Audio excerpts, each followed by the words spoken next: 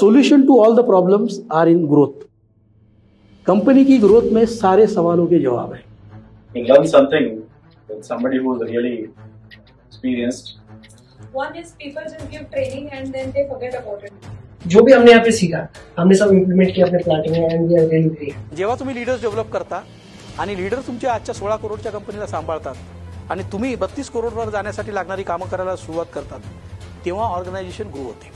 पुढे बिझनेस घेऊन जाण्यासाठी आपल्याला काय करायला पाहिजे हे यातून कळालं। Business is all about people. How do you handle your people? Thought process पूर्णपणे चेंज झाली, माइंडसेट चेंज झाला ऑर्गनायझेशनचा। स्वतः काम करणं खूप सोपं असतं, इतरांना तयार करण्यामध्ये फार वेळ जातो आणि तो वेळ जाऊ नये म्हणून बऱ्याच वेळा आपण स्वतःच करत असतो। Trying to find out time for themselves to actually look at the new things. After the whole session, आता माझ्याकडे काय होतं ना हे मला माहितच नाहीये. He is the key to our success.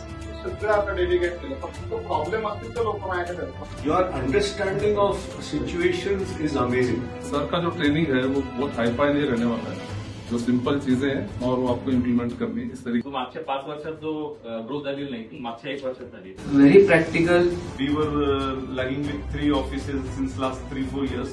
Now we have floated a plan for 12 offices. This organization impetus looked to me simple and I was able to connect with it. Those were the eye openers for me. When he talks about a situation and he explains each of these aspects, it's like, yes, this is what is happening in my organization.